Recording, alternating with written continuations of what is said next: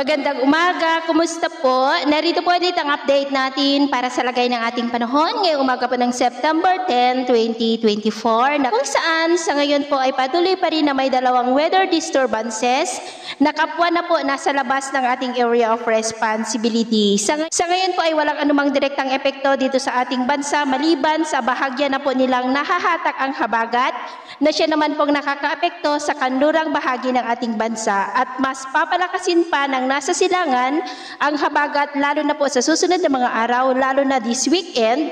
at pinakaapektado po ang Southern Luzon at Visayas na posibleng mas lalakas pa ang habagat next week na mas papalakasin ng isa pang potensyal na bagyo na mas malakas na mabubuo posibleng next week po. At ito nga ang pinapakita ng forecast model nating ginagamit hanggang po sa susunod na 2 linggo ay posible pa rin ang pamumuo ng mga banta ng sama ng panahon sa paligid ng ating bansa sa mga susunod na araw. At sa lagay ng ating panahon,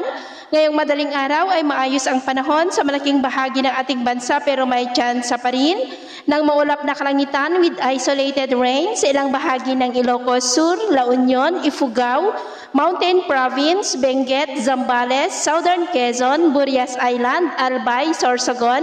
ilang bahagi ng Samar Provinces, Ormoc, Northern Cebu, Zamboanga, Lanao Provinces, Cotabato, Maguindanao, South Cotabato at Davao. At mamaya ay sisikat na po ang araw sa malaking bahagi ng ating bansa pero may tsansa pa rin ng maulap na kalangitan with isolated rain sa may Alaminos, Pangasinan, Bataan, Albay, San Jose sa may Mindoro, Tagbilaran, Oras, Dinagat Island, Maguindanao, Sarangani at ilang bahagi ng Davao. At mamayang hapon, mas maraming lugar na ulit ang makakaranas ng mas maulap na kalangitan with isolated light to heavy rains.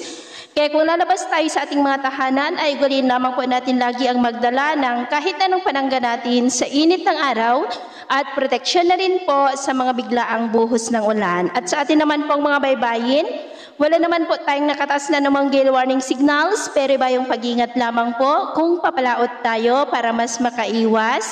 sa mga sakunang pangkaragatan. So ito ng latest update natin sa araw na ito. Ako po muli si Gems na nagsasabing sa kahit na ng pagsubok po na darating sa ating buhay, huwag na huwag po tayong mawawalan ng pag-asa. Thank you and God bless.